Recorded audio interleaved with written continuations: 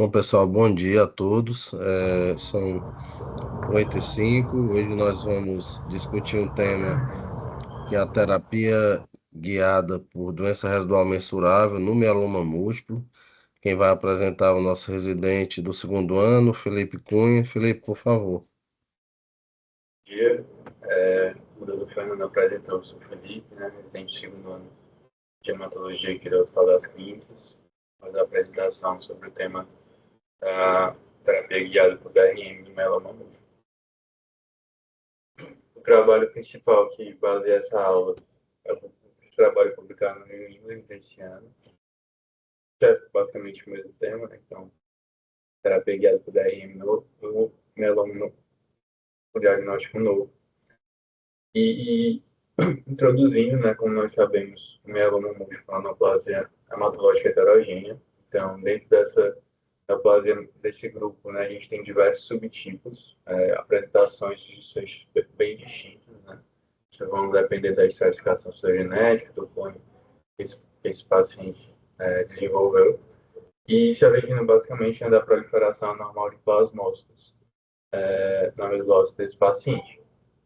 Na última década, a gente teve um panorama de tratamento bem agitado, né? Então teve mudanças significativas, tanto de prognóstico, né, e de tratamento, devido à inserção de várias novas drogas na nossa prática. Principais, principais drogas, né, introduzidas foram os anticorpos monoclonais, né, CD38. Eles foram introduzidos em regimes triplos, né, e atualmente quádruplos, além de novas drogas que vêm no contexto do paciente recidivado, né, terapia carticel e anticorpos específicos, que realmente mudou bastante o prognóstico desses pacientes. Mesmo com essa mudança, né, e avanço significativo no tratamento, a gente ainda considera o mieloma como uma doença incurável. E um dos principais aspectos, né, do tratamento adequado desses pacientes o sequenciamento das drogas. Hoje, como a gente tem várias opções, o grande questão é como a gente sequencia melhor, né, quais pacientes a gente pode deixar de fazer uma terapia pensando em toxicidade. E, dentro desse contexto, torna-se importante a gente estratificar os pacientes de alto risco. Né? Então, os pacientes mais alto risco, talvez a gente não possa dispor de uma terapia, enquanto nos pacientes com melhor resposta, né, com mais baixo, a gente poderia ter uma preservação, né, de determinadas terapias para outras linhas. Então, na estratificação de risco, né, a gente leva em conta várias características, né, características hoje que a gente utiliza, citogenéticas e também de apresentação clínica, mas a gente sabe também que a resposta ao tratamento é dos principais pontos que vai determinar o risco. Então, aquele paciente que trata, né, e tem uma recidiva precoce, a gente sabe que o paciente tem um alto risco funcional, né, um alto risco de progressão, talvez não tenha resposta também a linhas futuras como não teve a primeira. E para a gente avaliar a resposta ao tratamento, né, a gente vai lembrar daquelas pontos que a gente sabe do consenso. Né? Então, a gente sempre avalia a questão do pico monoclonal, a negativação de manifestação, depender dos pacientes, né, a dosagem de casos leves livres.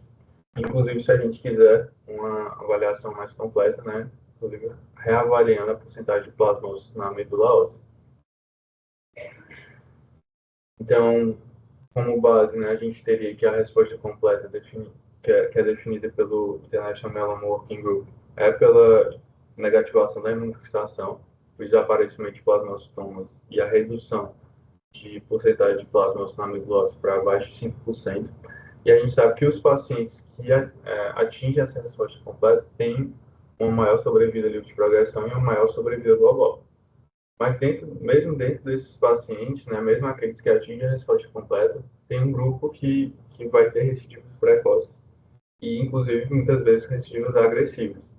Então, dentro desse contexto, né, o International Myeloma Working Group, em 2015, adicionou a avaliação de doença residual mensurável no mieloma. Então, é uma avaliação que já tinha outras doenças, outras neoplasias hematológicas, né, mas que foi voltado para o mieloma em 2015. Com essa avaliação, a gente conseguiu definir melhor a estratificação, né, nesse contexto da resposta. Então, a gente conseguia definir os pacientes que atingiam respostas mais profundas. E isso foi visto, né, que é bastante associado com a evolução desses pacientes. Então, aqueles pacientes que atingem respostas mais profundas e que têm essas respostas profundas mais sustentadas, vão ter melhor evolução, né, maior sobrevida livre de progressão e possivelmente, né, maior sobrevida global, a depender do sequenciamento das drogas. Inclusive, foi aprovado, né, pelo FDA a, o, esse desfecho de DRM negativo como uma possibilidade de agilizar a aprovação de drogas. Então, como a gente teve um aumento importante de arsenal na terapêutica dos pacientes de mieloma, esses pacientes têm uma sobrevida de progressão maior, que classicamente é o alvo e ele tem que se igualar, né, para poder ser liberado uma terapia. Então, os pacientes, as novas drogas, né, tinham que atingir sobrevidas de progressão similares à que a gente hoje tem disponível. Só que como a gente tem uma sobrevida de progressão maior hoje, com mediana de 10 anos, a depender do tratamento, a gente teria um atraso à liberação de novas drogas. Então, ele foi liberado como um endpoint mediano a possibilidade de a gente avaliar a DRM negativo. Então, a gente poderia predizer se aquele esquema está levando a DRM negativo de forma precoce, provavelmente ele é associado a maior sobrevida de progressão. Isso foi autorizado, né, pelo FDA como um alvo, né, para a liberação de novas medicações. E como a gente avalia? Existem técnicas baseadas na avaliação medular, na imagem de corpo inteiro e na avaliação do centro periférico. Hoje ela vai, o artigo, né, leva mais em conta a relação de avaliação medular, né, então, discutir mais sobre esse ponto, que basicamente, né, são por duas metodologias principais. A primeira técnica desenvolvida foi a citometria de fluxo. Então, inicialmente, tinha uma citometria de fluxo, como a gente sabe, né, a citometria de fluxo usa anticorpos, né, fluorescentes, e de acordo com a cor que é passado no aparelho, né, vai definir gates para a gente, definir se está presente ou não aquele clone da doença. Anteriormente, tinha um número limitado de cores, né, que limitava a possibilidade de definir a população clonal de plasmócitos, né, de você separar plasmócitos normais de anormais, mas com aumento para as cores, né, o International Melanoma Group define que você tem que estudar pelo menos 8 cores, ele bota de 8 a 12 cores, né, com a geometria de fluxo de nova geração.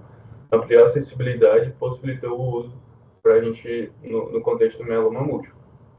Então, com essas nova geração de citometria de fluxo, você aumenta a sensibilidade para até um plasmócito clonal entre 10 elevado a menos 5 e 10 elevado a menos 6 células, né? Ou seja, entre 100 mil e 1 milhão de células, você poderia detectar um plasmócito clonal. A, a metodologia mais sensível é o NGS, né, que vai sequenciar vários fragmentos de DNA simultaneamente, vai detectar rearranjos, principalmente no gene do GH, né, e outras mutações relacionadas ao mieloma múltiplo. Vai atingir essa alta sensibilidade, né, então ele detecta um plasma clonal entre 1 milhão de células normais, porém ele tem uma questão que ele sugere uma amostra inicial para poder detectar qual é o clone predominante naquele paciente. Como eu falei inicialmente, né, mieloma múltiplo é uma doença bem heterogênea, vai ter dentro do paciente, né, vários clones, né, principalmente em pacientes distintos, clones distintos, que vão. E ele sugere, né, que você tenha uma amostra inicial para poder detectar qual é o clone específico daquele paciente para melhorar a avaliação futura. Rapidamente, sobre os métodos de DRM relacionado à imagem, né? Então, traz principalmente o PET e a ressonância de corpo inteiro. Seria uma avaliação adicional, principalmente naqueles pacientes de alto risco, né? Às vezes você pode ter um DRM na avaliação medular negativa, mas ainda ter possibilidade de atividade de doença. Na questão da imagem, poderia também indicar uma possibilidade de recidiva precoce, mas no artigo especificamente ele fala realmente sobre a de avaliação medular. Então, a gente sabe hoje, né, que a DRM negativa é associada a melhores prognósticos, A gente também sabe como fazer, né, de forma adequada no mieloma, mas ainda não está 100% definido como a gente utilizar a informação do DRM para escalonar a nossa terapia. Então, se um DRM negativo atingindo determinado ponto, a gente pode deixar de fazer determinada terapia, ou se a gente pode trocar a terapia, se a gente deve trocar a terapia por conta do DRM positivo. Então, tem vários trials em aberto, né, para tentar responder essas perguntas. Um deles é o que a gente vai comentar hoje, né, o Milhas, que é presente no New England. E agora entrando exatamente no nosso artigo. Então, ele traz, né, a discussão da DRM no contexto de terapia de indução quádrupla. A gente sabe que hoje, né, os doentes CD38 associados ao inibidor de proteação, o imunomodulador e o corticoide, seguido do transplante medular ósseo autólogo, é o padrão de tratamento do mieloma múltiplo. E uma das opções, né, que a gente tem dentro desse contexto é o esquema KRD, né, que vai fazer uso do anti-CD38 com o isatuximab, o inibidor de proteação do carfilzomib, o imunomodulador da lenalidomida, né, associado a dexametasona. Então, seria uma das terapias, né, indicadas nesse novo padrão ouro, né, que a gente pode falar assim, de tratamento para o mieloma múltiplo, inclusive para os pacientes de alto risco. Como eu falei, né, a DRM vai ser associada a maior sobrevida livre de progressão e sobrevida global. E dentro desse contexto de você ter acesso, né, à terapia quádrupla de forma adequada, o papel do transplante medular autólogo em primeira linha vem sendo discutido. Então, será que esses pacientes que têm uma resposta boa inicial, né, a gente poderia segurar esse transplante medular autólogo para uma recidiva futura, né, ou se a gente já deve fazer realmente na primeira linha para melhorar o desfecho? Então, essa é a discussão que vem sendo feita, uma das discussões que vem sendo feitas, né, associada ao DRM, que o paciente que atinge DRM negativo com a terapia quádrupla pode pular, né, esse transplante autólogo no contexto da primeira linha.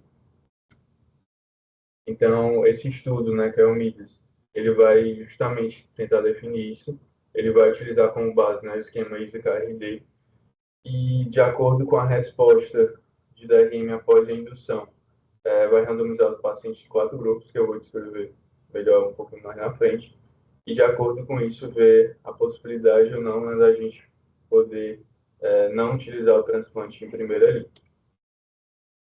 Então, entrando na metodologia, é um estudo de fase 3, está aberto, né, multicêntrico, então vários centros, principalmente na França e na Bélgica, que incluiu a população de mieloma, de pacientes com mieloma múltiplo recém-diagnosticado, até 65 anos de idade, né, como falei, virgem de tratamento, e que teriam doença mensurável, né, então, ou tem um pico monoclonal, ou cadeias leves livres, para a gente poder acompanhar a resposta, com ECOG até 2. Os pacientes que tinham disfunção cardíaca importante, né, outras neoplasias ativas e algumas infecções descritas, né, que basicamente são as hepatites virais, HIV, foram excluídos do trabalho. E, como eu falei, vai usar como base o ISA-KRD, como ele é feito.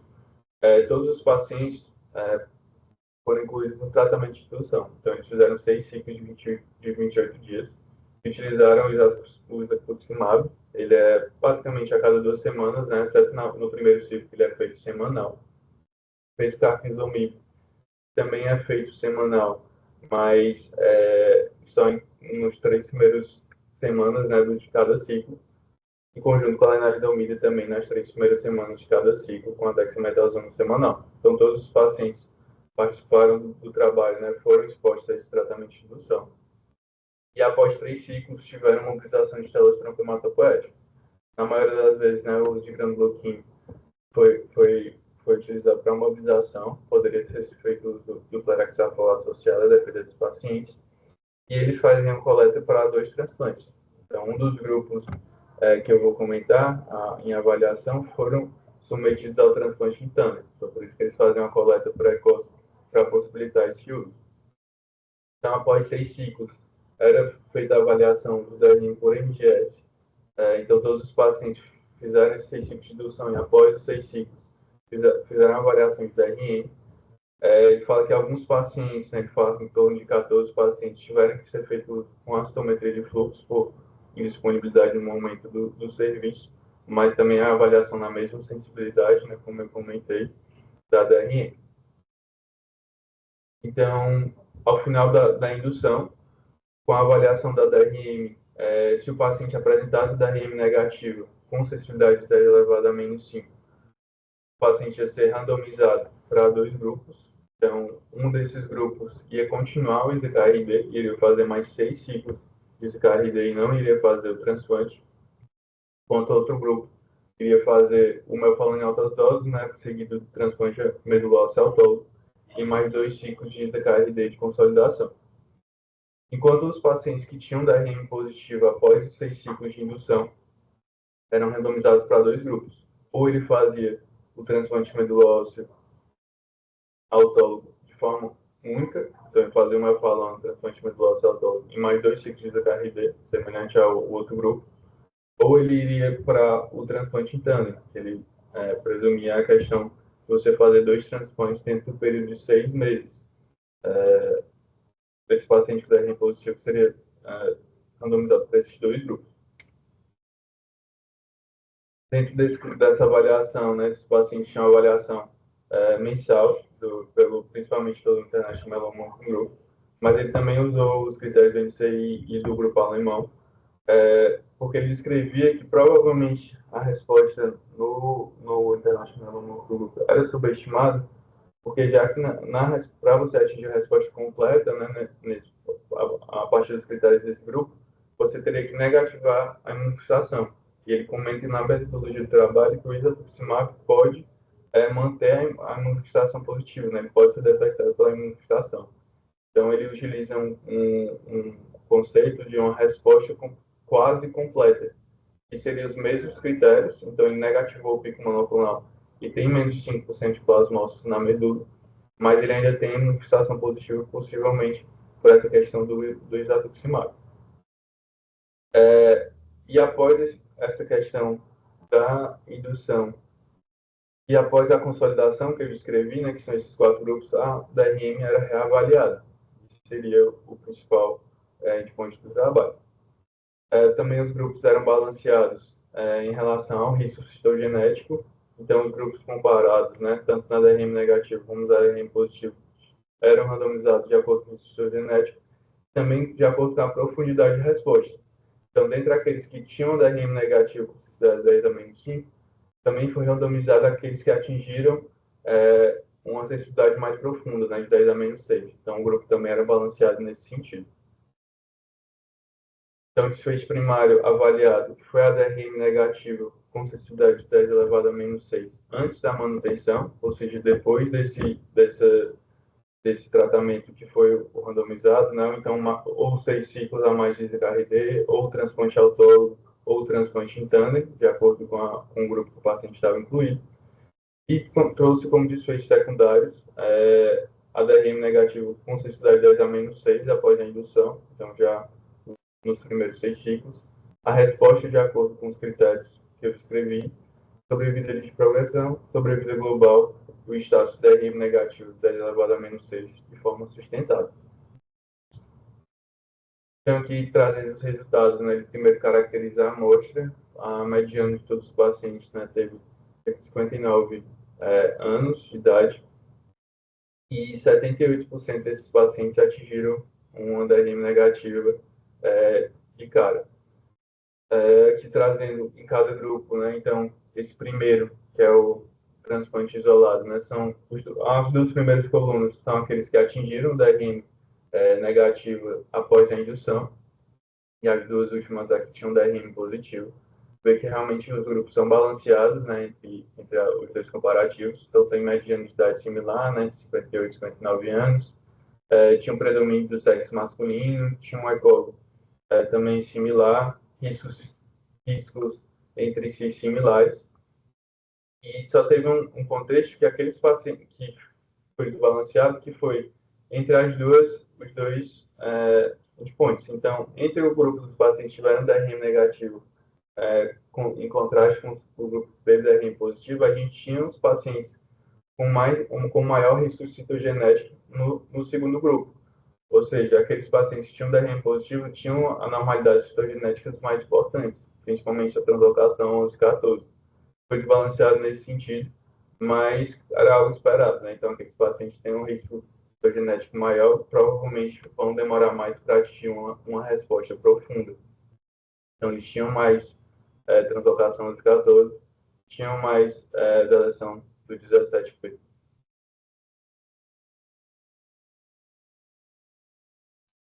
Então, aqui só para o desenho do grupo, né? Então, quase 800 pacientes foram recrutados para o trabalho. Boa parte deles completou a indução com 6 ciclos de KRD e a grande maioria teve avaliação de DRM pós-indução. Aqueles pacientes que tinham DRM negativo, cerca de 500, foram randomizados entre o grupo do transplante medulose autólogo e do ISA-KRD, da continuação do ISA-KRD, enquanto aqueles pacientes que tinham DRM positivo a 10-5 foram divididos em grupos, né, que foi para o transplante em tandem ou para o transplante isolado associado a mais 2 ciclos de ISA-KRD. De resultados do trabalho, então, primeiro em relação ao grupo que atingiu DRM negativo após 6 ciclos, a gente viu que após a terapia de consolidação, né, e antes da manutenção, você teve um porcentagem basicamente igual dos pacientes que aprofundou essa resposta.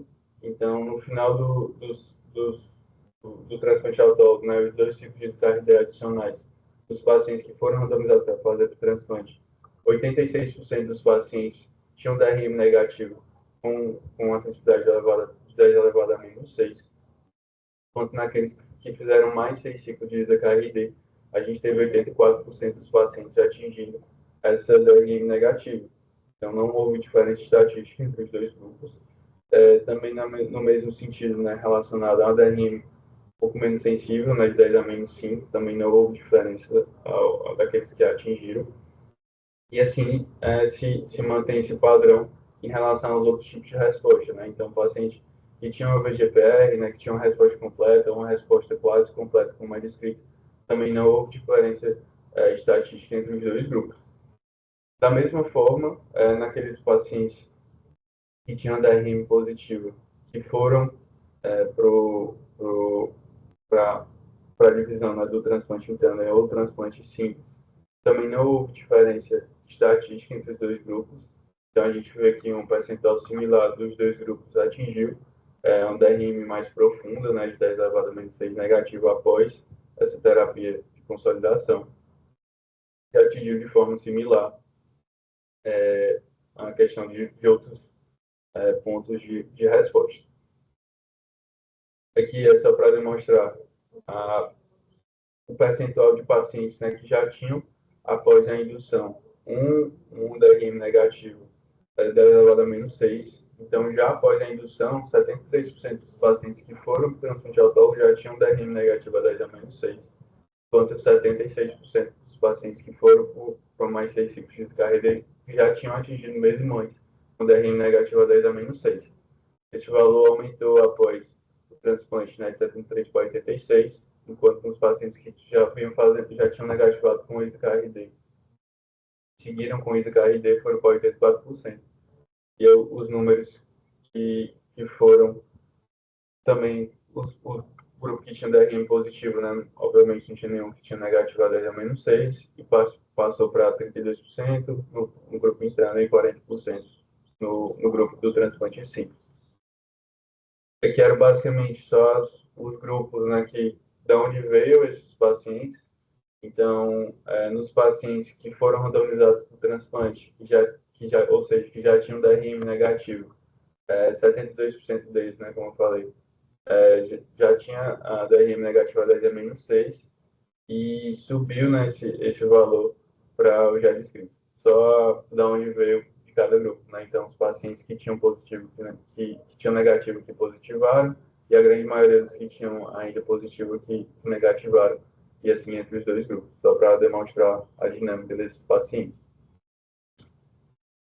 Em relação às toxicidades, também ambos os grupos tiveram toxicidades similares, né? Nenhum deles, os únicos efeitos adversos que atingiram mais de 10% dos grupos foram a mucosite e a estomatite no contexto do transplante autólogo. Então, não tinha diferença estatística entre a apresentação dos efeitos adversos, né? Mas no grupo de transplante autólogo, você teve um percentual importante de mucosite estomatítica que os pacientes que seguiram ISA-KRD não tiveram, né? A gente viu uma tendência, né, que tenha mais efeitos adversos no transplante autólogo, mas ele não descreve com diferença estatística. E aqui a comparação entre o Tandem e o transplante simples, né, também naquela mesma perspectiva, eu vejo a tendência que, como a gente espera, né, o paciente que transplanta o Tandem tenha mais toxicidade, mas também tem diferença estatística entre os dois grupos.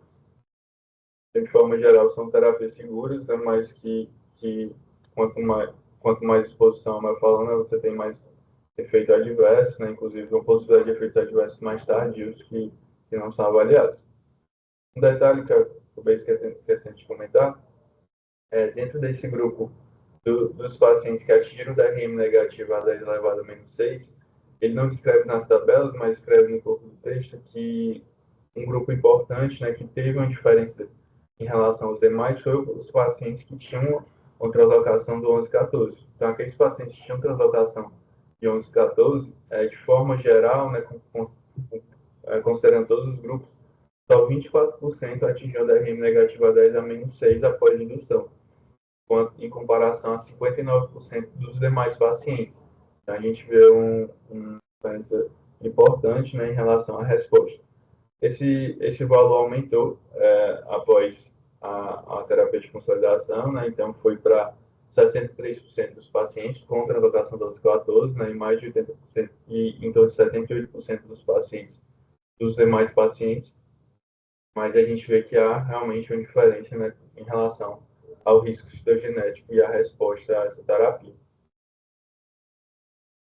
Então, na discussão, né, o trabalho reforça, né, que a terapia quádrupla leva a um percentual grande de pacientes com DRM negativo, né, então DRM negativo profundo já após a terapia de indução, grande parte dos pacientes já tinha atingido.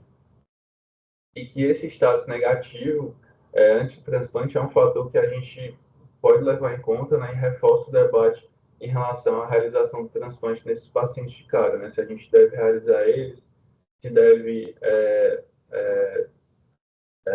preservar essa terapia para uma questão recidiva, ou se naqueles pacientes que, mesmo que tenham DRM negativo, se tiver um risco citogenético alto, a gente deve fazer.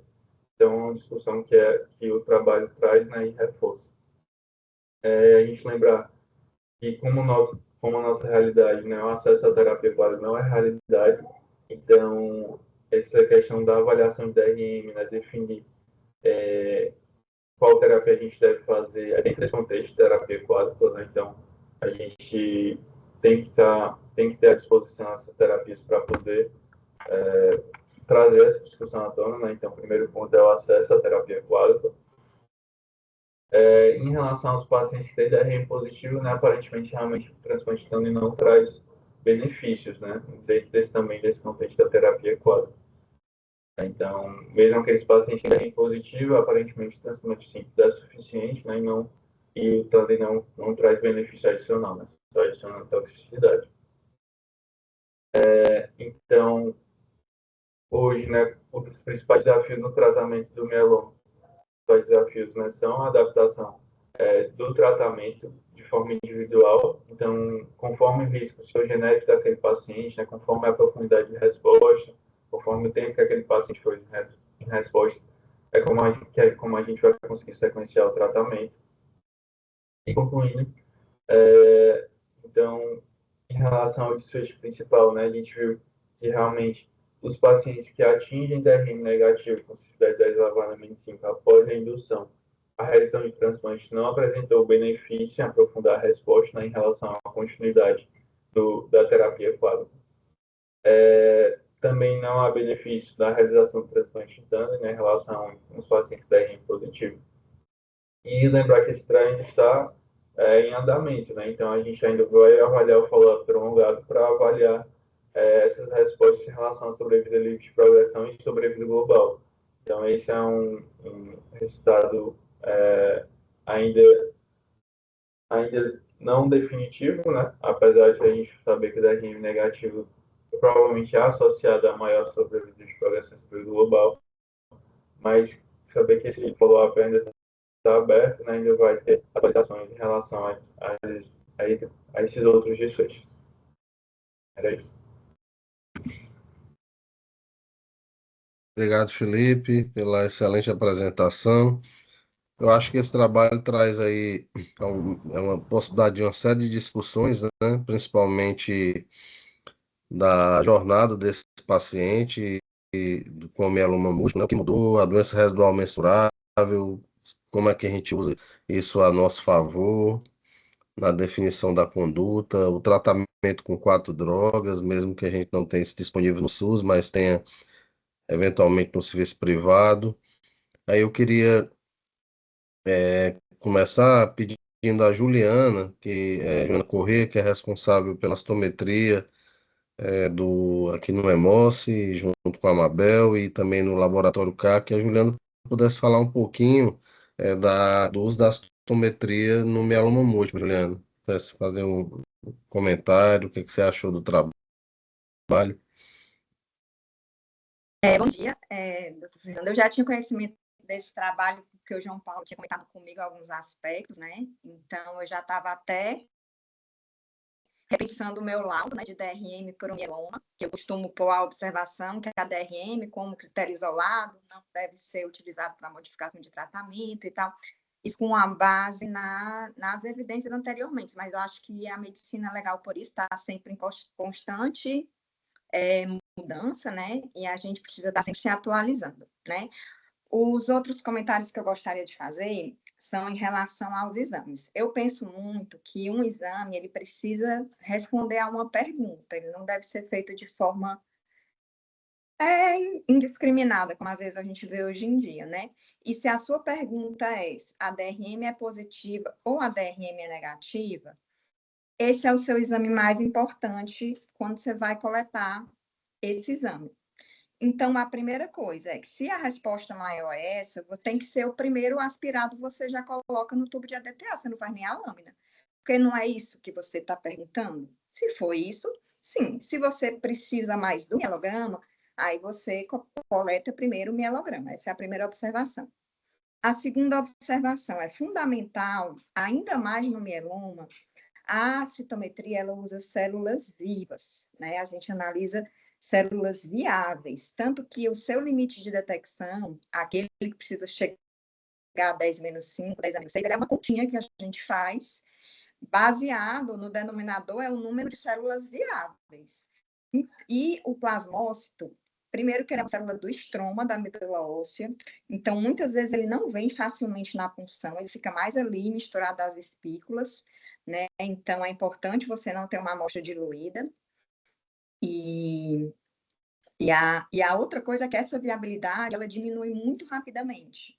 Talvez não faça sentido você coletar uma DRM aqui no Ceará para ser mandada para fora, porque a gente sabe que esse exame vai ser feito 24 horas, às vezes 48 horas depois, e você não tem como confiar no resultado negativo.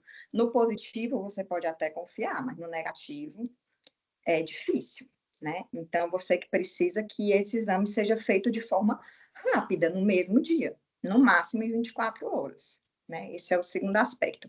O outro aspecto é você prestar atenção no laudo, né? Se tem todas essas informações que você precisa, que essa sensibilidade chegou à DRM, que foi feita de forma multiparamétrica, que foram utilizados anticorpos pelo menos 8 a 10 anticorpos, não necessariamente tem que ter o capilambda, no caso de DRM, não se mostrou um parâmetro o mais efetivo para essa análise, né? Então, tudo isso tem que estar no seu laudo para você saber que aquela DRM vai ser útil, né?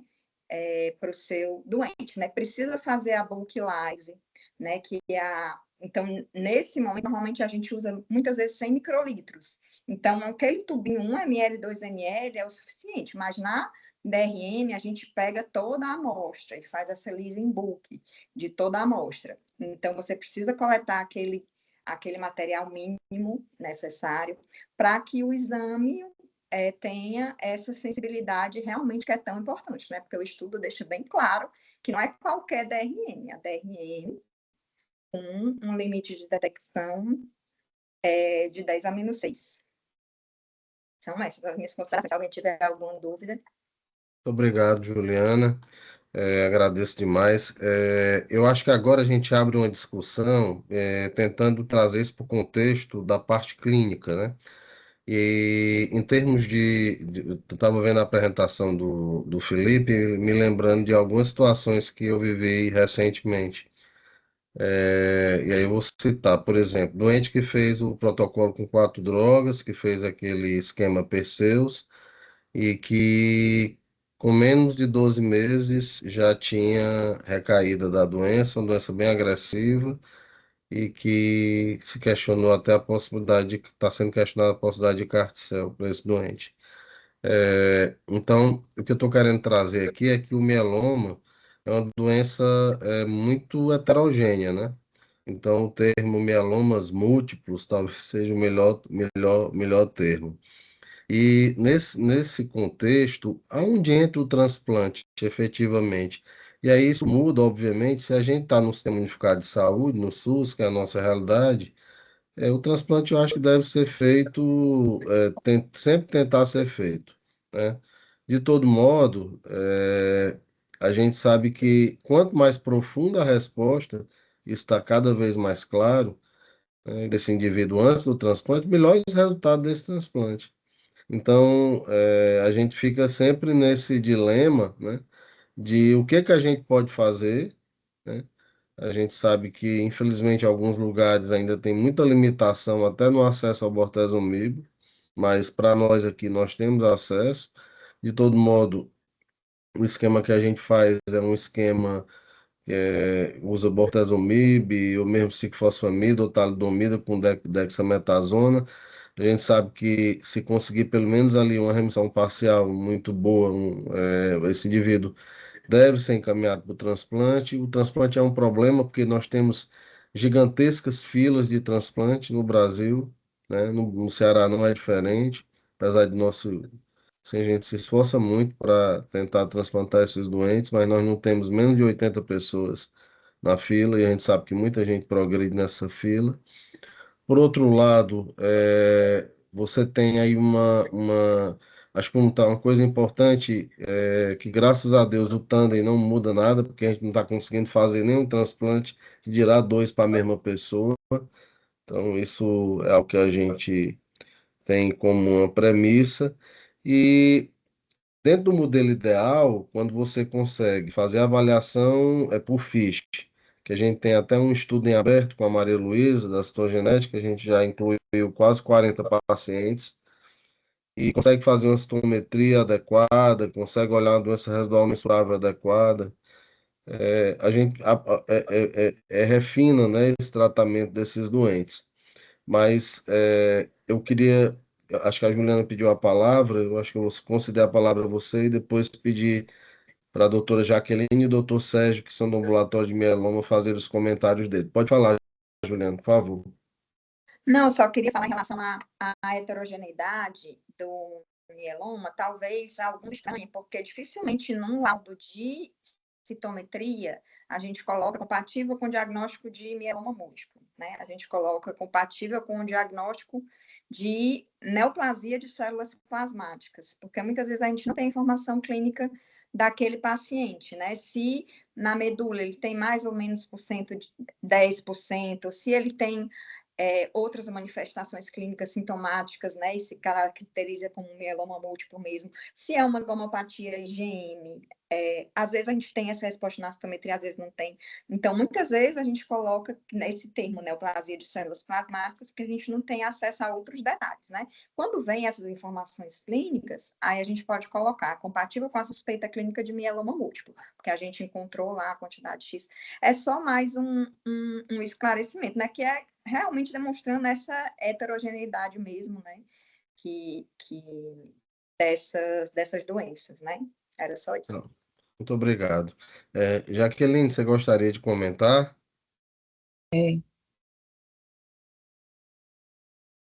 Olá, pessoal. Bom dia, Jaque. Primeiro dizer que é bom estar de volta, né, na sessão clínica. Bem-vinda. Eu estava sem poder participar, porque estava no Hospital da Mulher, mas estou absolutamente 100% aposentada. Então, posso participar agora. Que bom, que bom. Então, eu só queria primeiro perguntar, eu não sei se o Felipe está aí para me dizer se no ISA-KD os pacientes ficavam na lena de manutenção, é isso? Eu não lembro mais. Doutora, eles após o primeiro ano, né, eles escreviam 3 anos de manutenção com a lenalidomida. Certo. Eu só estou dizendo isso porque o Fernando colocou esse exemplo dele com o setor privado. Como eu não estou no setor privado, meu pensamento é sempre no SUS. Então, um momento em que eu vejo, vamos supor que a gente tivesse acesso à DRM, seria após o transplante, os pacientes que estão em remissão completa, com imunofixação negativa, porque nós não temos a lenalidomida no SUS. E, às vezes, a gente sabe que a lenalidomida pós-transplante em manutenção, ela aumenta a sobrevida global. Então, será que o certo seria solicitar judicialização para todos os pacientes pós-transplante? Ou será que a gente poderia fazer a DRM aí nesse ponto, no momento do pós-transplante? E aí, então, definir. E a outra observação é que, do jeito que tem esse paciente aí do Fernando, que apesar de tudo estar ótimo, o paciente foi mal. É como são os mielomas múltiplos. Ontem mesmo, no ambulatório, antes de ontem, eu estava com a Carla e a gente comentou o paciente. Eles são uns 10% dos pacientes. Fernando sabe. Até porque o que fez o primeiro transplante, ele está nessa lista. São pessoas que têm um tratamento mínimo e que estão com 15 anos em remissão. Então, assim, esses são uma pequena quantidade, mas claramente é uma doença diferente, não é? E eles existem. Toda vida que eles vêm para consulta, eu abro o prontuário e digo, esse paciente não tem mieloma, o diagnóstico foi errado. Aí eu vou lá e realmente tem o diagnóstico. Então realmente uma doença muito heterogênea. Inclusive, às vezes, o paciente vem de um comportamento clínico e depois vira uma outra coisa, que parece um linfoma agressivo ou uma leucemia até. Então, são essas as minhas observações. Eu acho que você colocou uma coisa muito importante, Jaqueline, principalmente para os residentes, para todo mundo que está aqui. Eu acho que olhar para o mieloma múltiplo com um olhar sempre de que tudo pode acontecer ali. Eu acho que a individualização do tratamento é uma doença que ela não é a mesma doença em todos os pacientes. Então, isso a gente tem exemplos, né, que ilustram muito bem isso. Nós tivemos um caso, a doutora Helena, acho que está aqui, que sempre me lembro dele. É um paciente que diagnosticou um mieloma por acaso, uma gamopatia, exame laboratorial. Começou o tratamento da melhor qualidade possível naquela ocasião, ainda eram 3 drogas, era um VRD. Fez ali 4, 5 ciclos, negativou tudo, remissão completa estrita, que é o que podia fazer na época, né? Na época a gente não fazia citometria, não pesquisava doença residual mensurável. E o doente foi para o transplante rapidamente, no primeiro ano de diagnóstico. Em menos de 12 meses, esse doente recaiu. E esse doente, quer dizer, era aqueles mielomas alto risco. Por outro lado, tem esse que a Jaqueline está comentando, então, um transplante que nós fizemos em 2008 e que o paciente está vivo até hoje, um mieloma, né? Em 2018, quer dizer, 10 anos após o início do transplante aqui no HU, eu fiz, na ocasião, tinha mais de 100 pacientes com mieloma transplantados, talvez a Jaqueline lembre disso. E eu fiz uma revisão desses casos. É impressionante. Tinha em torno de. Na época, eu achei até que o número estava errado. 90% dos pacientes estavam vivos. Não quer dizer que esses pacientes tivessem com doença, não tivessem com doença em atividade. Uma boa parte deles estavam com doença em atividade e usando algum tratamento, tá? Uns radioterapia, outros, enfim. Mas é o papel do transplante como uma ação imunomoduladora né, naquela doença. Então, eu tenho algumas vezes optado para doente que tem remissão completa estrita e que faz DRM negativa, e que eu posso tratar com 3 ou 4 drogas no privado, eu tenho optado por não levar no transplante para em primeira linha. Eu tenho, às vezes, feito isso. O que é que eu tenho observado? Alguns eu consigo colocar em manutenção com lenalidomida e eles vão ali 2, 3 anos para frente sem doença, sem nada, usando a sua lenalidomida. Entretanto, aí cabe aquela pergunta que é crucial, né? Como o transplante autólogo de medula óssea não é curativo, o que é melhor, né? Então, eu acho que isso é caso a caso, a discussão com o paciente, o que ele quer para a vida dele. Eu acho que aí entra uma questão já mais individual, quase que filosófica da coisa, mas é muito complexo, né? É uma decisão que requer maturidade, que requer uma empatia com o paciente, enfim, acho que a Jaque quer falar alguma coisa. Era só te dizer que o paciente que nós sabemos que estamos falando, e que não é só ele. Aliás, Fernando, isso era até uma coisa que alguém podia rever, né? Para um estudo, assim, esse paciente está sem a doença. Na última consulta, ele continua totalmente em remissão, sem pico monoclonal, e ele recebeu, se eu não me engano, terapia dupla, com Foi, dexamphetamina, foi, e foi. depois o transplante, É, a sei lá, vai dar 20 anos que ele esse Então, eles paciente já, desistem, essas pessoas não são ficção científica. E eu já vi, vi também que começaram a falar isso, porque todo mundo diz que mieloma é incurável, mieloma é incurável, é incurável. Mas se alguém pudesse dizer o que é que essas pessoas, esses 10% têm diferente dos outros, porque tem uns 10% aí que são curados, né?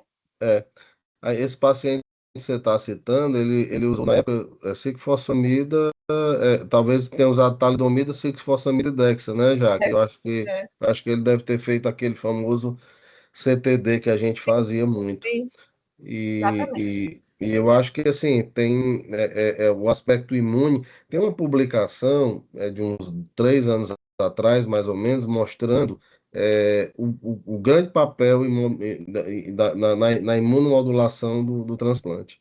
Queria ouvir o Sérgio. Sérgio, por favor, Sérgio. Oi, bom dia. Dia. Parabenizando aí o Felipe pela apresentação, foi muito boa mesmo, né? É uma ótima, assim, um estudo, né, que permite a gente individualizar ainda mais, né, o tratamento, como foi bem falado. A mieloma é uma doença que pode se manifestar de muitas formas diferentes, não só de apresentação clínica, mas também de gravidade e agressividade, né? Em uma população também heterogênea. Então, não paciente jovem com a doença muito agressiva, a gente não tem dúvida do que fazer, a gente vai ser o mais agressivo possível, né? Num paciente muito idoso com a doença indolente, a gente já não vai ter a mesma, né, agressividade. E nesse meio do caminho, o julgamento clínico é muito importante, né? Então, acho que isso é um dado que permite a gente individualizar cada vez mais. Aí foi bem interessante isso que a doutora Jaqueline falou, né? Que a gente está crescendo o conceito de cura funcional, né? Que tem um artigo que eu acho bacana, que eles fizeram uma pesquisa com pacientes de mieloma sobre o que é que eles entendiam como cura. Né? A maioria falou que era não ter nenhum resquício de doença e sem precisar tomar nenhum remédio. Né? Hoje em dia, no geral, a gente não consegue isso, porque ou o paciente está tomando alguma manutenção, ou tem algum resquício de doença detectável, né? Mas essa questão de cura funcional, né, é uma coisa que precisa ser, né, falada. Eu vejo muito, às vezes até o residente de clínica e tal, que eles ficam com aquela coisa, mieloma não tem cura, mas existem tratamentos que modificam bastante a doença, né, que isso tem que ser considerado até para a questão de paliação, né, muitas vezes é discutido sobre isso. E a outra coisa que eu queria comentar também, que até o Felipe colocou na apresentação dele, sobre a discordância entre DRM e resposta completa. né? Que aí ele comentou da detecção da droga ainda, né? Na imunofixação positiva, mas tem até comentei aqui com a Manu, que ela está perto de mim, achei um artigo bem interessante que eles falam somente sobre essa discordância entre resposta completa e DRM. Ele põe lá 7 explicações, não só a questão do remédio, mas até assim uma resposta oligoclonal, que o clone que estava causando a doença foi erradicado e ficaria um clone aí indolente. Mas o fato é que DRM elas superpõe a resposta completa em relação ao prognóstico. Então, isso também eu acho que deve mudar a nossa forma de avaliar, até o que a doutora Juliana comentou, né? Se é isso que é o mais importante de ser avaliado, que seja coletado primeiro, que seja priorizado, né? No momento de aquisição da amostra, né? Eu achei isso bem, o que fechou esse raciocínio que ela falou, né? Que se você fazer na metodologia correta, então a DRM sendo confiável, você vai confiar mais nela do que até na quantificação, né, da proteína monoclonal, da imunofixação e da lâmina do melograma, né? Obrigado, Sérgio. Eu tinha uma pergunta para a doutora Juliana. Nós temos no EMOS capacidade de receber essas amostras, Juliana? A limitação do hemócio no momento, quanto às DRMs de alta sensibilidade, né, que a gente avalia a sensibilidade acima de 10⁻⁴, 10⁻⁵, é logística de tecnológica.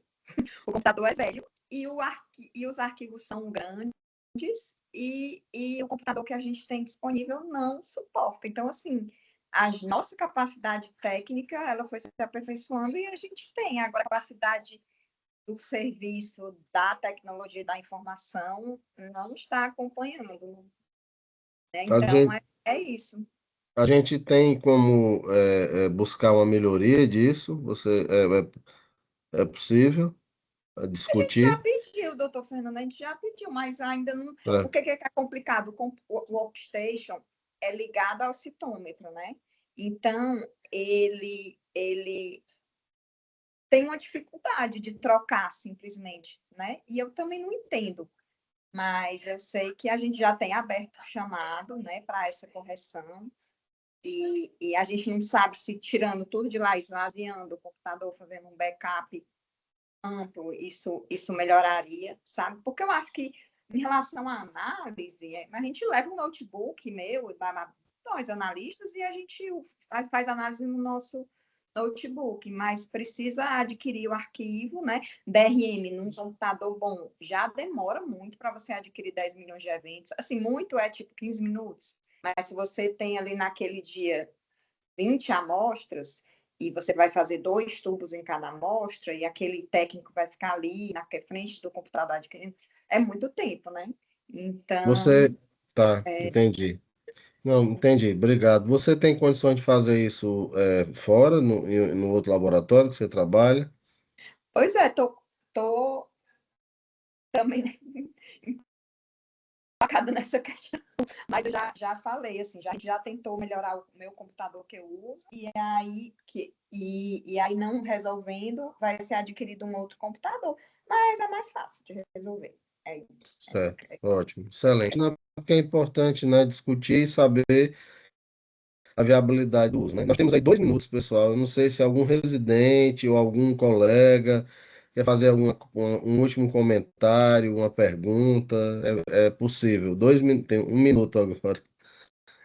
A gente. Até sobre essa questão que o doutor Sérgio falou, professor, um dos artigos que eu revisei, ele comentava, né? Ele trazia a pergunta se o DRM deve ser feito só nos pacientes com resposta completa. Ele fala que realmente no paciente com VGPR e que tem DRM negativo, o desfecho é similar à resposta completa, né? Então, tem esse contexto que eu comentei da droga, mas também tem talvez possível resquício de doença extramedular, talvez a amostra, né, tenha sido só parcialmente representativa, mas mesmo assim tem um desfecho adequado, né? Também comenta um pouco a possibilidade de uma meia-vida maior relacionada à proteína monoclonal circulando, a imunoglobulina uma coluna circulando, mas não necessariamente sendo atividade de doença. Então, a DRM negativa, né, como o Sérgio falou, surpassa essa questão da resposta completa dos resultados. Você está querendo dizer que, a despeito do paciente ter uma resposta parcial muito boa, né, um VGPR em inglês, né, é que a DRM estando negativa, ela é preponderante em Isso. termos de conduta. É isso que você está dizendo? Ele fala que tem um desfecho similar ao paciente que tem resposta completa com DRM negativo. O VGPR Tá. com DRM negativo.